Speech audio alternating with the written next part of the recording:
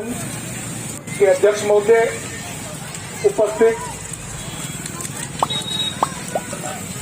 आलम साहब और मेरे सामने बैठे हुए किसान भाइयों, माता बहनों और प्यारे बच्चों,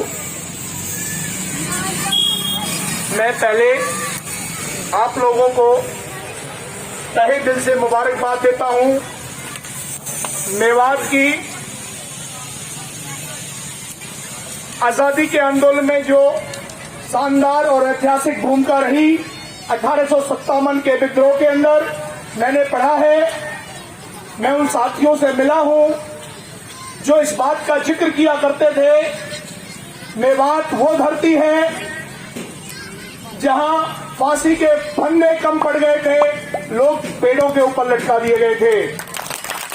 मेवात वो जगह है जहां हुकूमत के खिलाफ विद्रोह करने वाले क्रांतिकारी लोगों को रोड रोलरों के नीचे पीस दिया गया था।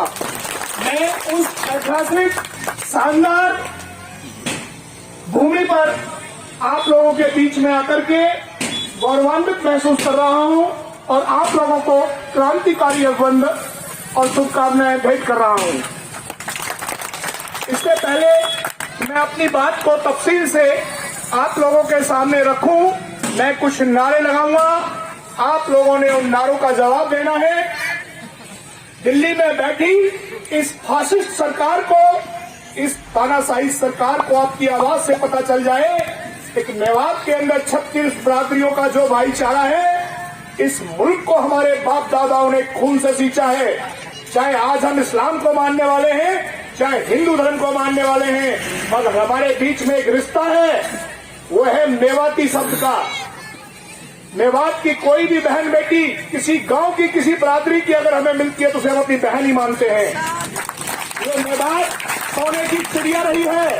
जब हम मेवात से गुजरते हैं तो अपने आप को महफूज समझते हैं। एक मेवात से गुजर रहे हैं, कोई उंगली नहीं कर सकता हमारे ऊपर। ये उस भाईचारे को तोड़ने की बात करते हैं निकम्मे लोग।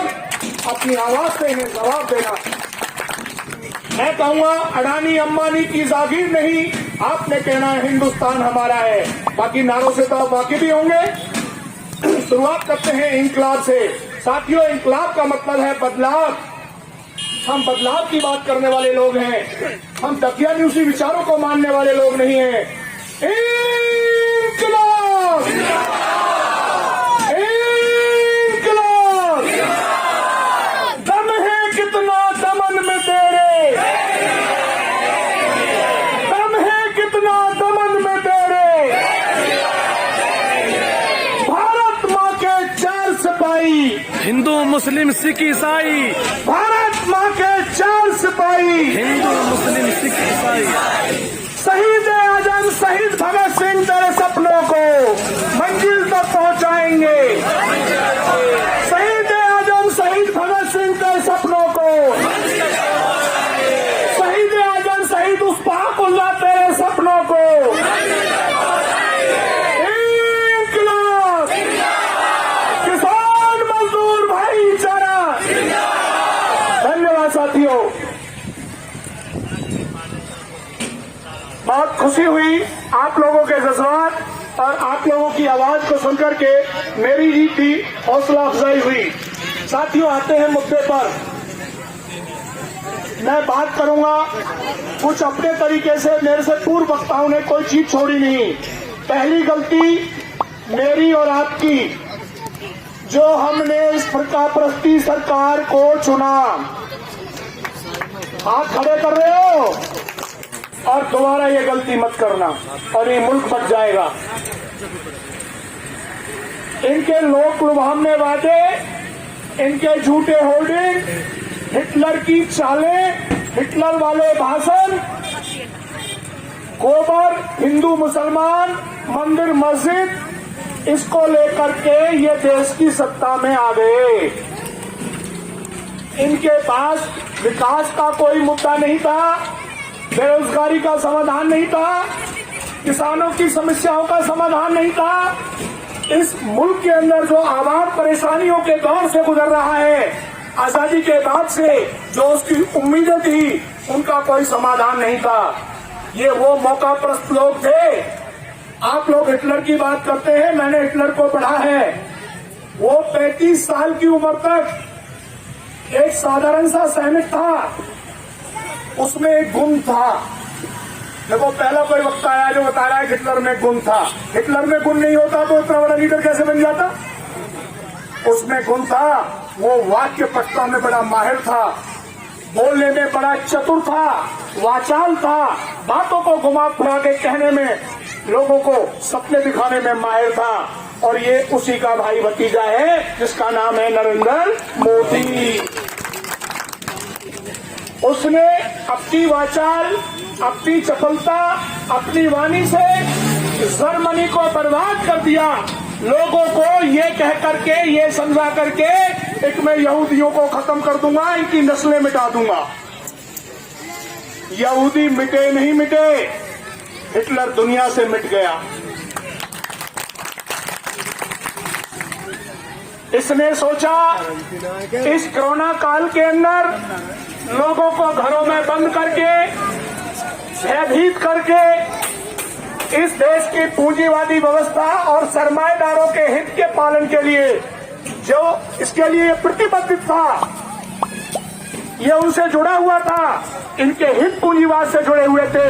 अडानी, अंबानी, इन परिवारों को, देश के चंद सरमाएदारों को फायदा पहुंचाने के लिए इसने आप लोगों को तो घरों में बंद कर दिया।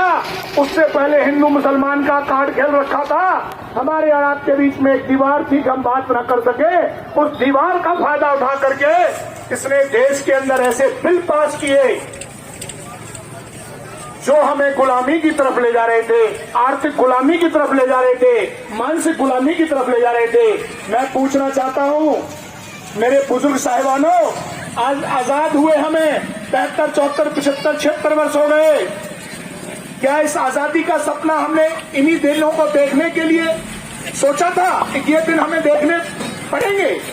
शहीद आजम शहीद भगत सिंह, उस्मान, बिस्मिल, न जाने कितने गुमनाम शहीदों ने अपनी शहादत क्या इसीलिए दी थी कि फिर एक बार इस देश का आवाम, इस देश की मेहनत का जनता रोड पर आकर के ठिठुरती ठंड में 1-2 डिग्री के पारे पर रोड पर बैठेगी और अपनी सरकार के साथ चिल्ला रही होगी। मैं आपको गुजारिश करना चाहूंगा, शहीद भगत सिंह से जब पूछा गया जब अंग्रेज हिंदुस्तान से चले जाएंगे तो आजादी कैसी होगी? आजादी मिल ही जाएगी। आप भी आज यही सोचते हो, एक अंग्रेज चले गए और आजादी मिल गई। ये झूठ बात है। भगत सिंह के शब्दों में ये आजादी नहीं थी, उस्मातुल्लाह के शब्दों में ये आजादी नहीं थी जिसे तुम भुगत रहे हो। उनके शब्दों में आजादी के मायने बताने जा रहा हूं। भगत सिंह ने कहा था, मात्र अंग्रेजों को भगा देना भर हमारा मकसद नहीं है। ये आजादी की लड़ाई जब तक जारी रहेगी, जब तक चलती रहेगी, जब तक मानव द्वारा मानव की और संस्था द्वारा संस्था की लूट होती रहेगी। लुटेरा चाहे भारतीय हो, चाहे ब्रिटिश हो, गोरा हो या काला हो, इससे कोई फर्क नहीं पड़ता। 70, 72, 74 साल के बावजूद भी आज हम उसी गुलामी में जी रहे हैं। देखिए, आकलन करिए, 47 में देश आजाद हुआ, टाटा बिरला के पास सुख संपत्ति 100 करोड़ रुपए थी, पर हमारे इस मेवात को सोने की चिड़िया कहा जाता था। घरों में 10, 5, 20 तोले सोना था, चांदी की 1 किलो 2 किलो, मेवात को चांदी का घर कहा जाता था, माँ बहनें पहन के निकलती थी। आज उस सोने चांदी के तो दर्शन नहीं है। दूध को हम बेच देते हैं, जमीनें हमारी बैंकों में रखी हैं, ट्रैक्टर कर्ज का है, एसी कर्ज का है, मोटरसाइकिल कर्ज की है, सोसाइटियों का कर्ज है, मंडी का कर्ज है, महाजनों का कर्ज है। बताइए कौन सा विकास किया हमने 70 सालों में? जमीनें बिक गई हमसे। ये जो सरमाएदारी चाल है, जो पूंजीवादी चाल है, इसका धर्म एक ही है। तुम्हारा और हमारा धर्म तो गड़बड़ करता है। वो करता है कि तुम मुसलमान हो, ये हिंदू है, वो हिंदू है, वो सिख है, तुम इसी में लड़ते रहते हो। और पूंजीवाद का एक ही धर्म है, मानवीय मूल्यों को बेच करके फायदा कमाना। चाहे वो हिंदू को बेचना पड़े, चाहे मुसलमान को बेचना पड़े, देश के आवाम को बेचना पड़े, उसे मानवीय संवेदनाओं को देख करके फायदा चाहिए और अपनी तिजोरी से भरनी चाहिए। जब उसकी तिजोरी भर जाती है या उसमें कुछ कमी आ जाती है तो हमारे और आपके बीच में सांप्रदायिकता का कार्ड खेलता है, जाति, मजहब और धर्म का, और ये कमजोर शासक करता है। इन्हीं हमारी कमजोरियों का फायदा उठा करके इस निकम्मे ने सत्ता को हटाया। हम इसके मंसूबों को नहीं समझ पाए और उसके बाद इस व्यक्ति ने ऐसे काले कानून पास कर दिए जो किसान को आर्थिक गुलामी की तरफ ले जाते हैं। किसान अपने खेत से ही मक्का का भुट्टा नहीं तोड़ सकता। मैं मेवात से गुजर रहा हूँ, किसी के खेत में कसना हो रहे हैं, कचरी हो रही है, कीड़ा ककड़ी हो रहे हैं, और मैं कहूँ खान साहब भाई ककड़ी हो रही है, एक आगे बड़ी कौन सा गाँव है तेरा, कील खा लेना तू। ताली बजा दियो। किसान गन्ने लेकर के जाता है, उसकी ट्रॉली से खींच लेते हैं, मगर जब इनके मॉल्स के अंदर हम जाएंगे ये उन्हीं चीजों को मॉल्स के अंदर बेचेंगे, मांग और आपूर्ति के अंतर को इतना ऊपर नीचे कर देंगे कि हम बेबस हो जाएंगे और ये कॉन्ट्रैक्ट तोड़ने का हम पे चार्ज लगा देंगे। हमने तो तुमसे कॉन्ट्रैक्ट किया था कि तुम सारी फसल पैदा करके हमें दोगे, तुमने इसमें से भुट्टा तोड़ लिया, तुमने इसमें से गन्ना तोड़ लिया, हमारा कॉन्ट्रैक्ट टूट गया। कहने का मतलब साफ है, ये सरकार पूंजीवादी चंद घरानों को फायदा पहुंचाने के लिए इन तीनों काले कानूनों को लेकर के आई है। अब आप इनसे कैसे निपटोगे?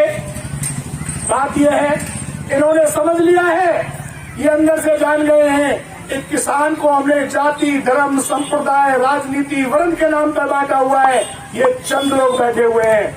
मैं दोस्तों आपसे गुजारिश करूंगा, दुष्यंत का एक शेर है, दोस्तों यहाँ बारूद तो बहुत है, कोई एक चिंगारी तो ढूंढ लाओ, इसे जन आंदोलन बनाओ। 36 बरादरी, खापों, पंचायतों तक अपनी बात पहुंचाओ। शाम को जब हुक्के पे गुड़गुड़ाहट हो रही हो तो इन तीनों काले कानूनों के बारे में चर्चा करो और अपने आप से वादा करो कि इस मुल्क के अंदर कोई भी ऐसी फिरकाप्रस्त सरकार जो जाति और धर्म के नाम पर हुकूमत चलाना चाहती हो और किसानों के अधिकारों पर, उनके हकों पर कुठाराघात करती हो, उस सरकार को कभी भी हम सत्ता में नहीं आने देंगे। आप कम नहीं हैं। मुझे बड़ी खुशी हुई आप लोगों के बीच में आकर के। मेरा गांव है बडूकी, सुना होगा, ऐतिहासिक गांव है बहुत बड़ा। मैं वहां से एक छोटे से किसान का बेटा हूं और मेरी बातों से आपको लग रहा होगा कहीं कोई दर्द मेरे अंदर होगा। मैंने इस समाज के अंदर मानवीय आधार पर मानवता की रक्षा के लिए कई फ्रंटों पर काम किया है, पर मैं कुछ इस आंदोलन की बारीकियों को आपको समझाने के लिए आया हूं। पलवल के अंदर कुछ मनोबल कम हुआ लोगों का, पुलिस ने डंडों से भगा दिया,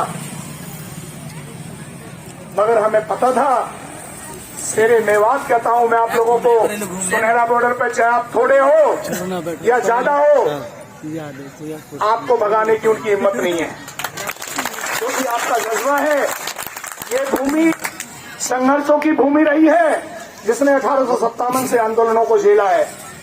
ये मेव कौम की उत्पत्ति, नामकरण और संस्कार को मैंने पढ़ा है। ये दिल्ली के दरवाजे लूटने वाली कौम रही है। ये जब अपनी पे आ जाए तो सत्ता को हिला के रख देती है।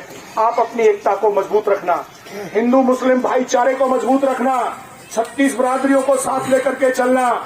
मैं निवेदन करना चाहूंगा आप लोगों से, अपनी खाप, अपनी पाल और जिम्मेदार लोगों के मोबाइल और व्हाट्सएप रखिए। जब हुकूमत आपके खिलाफ जोर जबरदस्ती करे तो आप मैसेज भेजिए और घर गैल जितने भी आप आदमी इस मोर्चे में पहुंचिए। दूसरा निवेदन मैं आयोजन कमेटी से ये करना चाहता हूं, ये जहां आप बैठे हो बहुत अच्छी जगह है।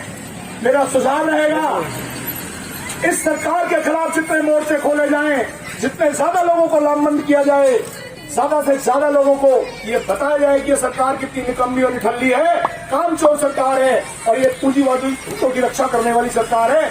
इसके लिए अगर उचित समझे तो कोई मोर्चा बड़कली मुंह या नूह पे भी खोले कि वहां से यहां लोगों को आने में दिक्कत होती है,